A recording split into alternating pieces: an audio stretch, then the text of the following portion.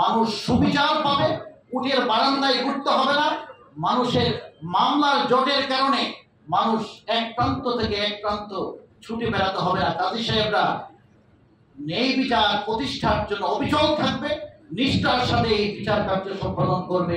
পূর্ব এই দায়িত্ব কাজী সাহেবদের কাছে ছিল, আবারও আমাদের কাছে ফিরিয়ে দিতে হবে।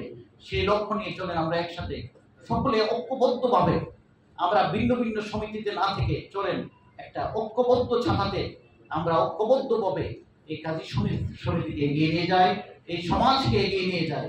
আমরা সকলেই যেন ভালো থাকতে পারি। পরিশেষে আবারও বক্তব্য দেওয়ার সুযোগ পেলাম। নিশ্চয়ই সমাজ বিনির্মাণে বাংলাদেশের এই যে রাজনৈতিক প্রেক্ষাপটে আমাদের ভূমিকা থাকবে, রাষ্ট্র বিনির্মাণে আমাদের ভূমিকা থাকবে।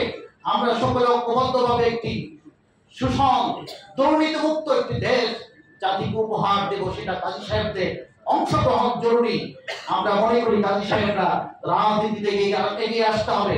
আপনাদের নেতৃত্বে বাংলাদেশে সুশাসন প্রতিষ্ঠিত হতে পারে, ন্যায় বিচার প্রতিষ্ঠিত হতে পারে, সন্ত্রাসী দূর হতে পারে, লুটতরাজকারী অর্থ পাচারকারীদেরকে আমরাই কেবল কাজী সমাজ এই আলেমরাই রুখে দিতে পারে। সকলকে ধন্যবাদ জানিয়ে দায়িত্ব ছিল আমরা কাজী সাহেবরা সুশিক্ষিত, আমরা আবার বিচারিক দায়িত্ব চাই এবং আমরা পারিবারিক যে তালাক এবং বিয়ের যে সমস্যা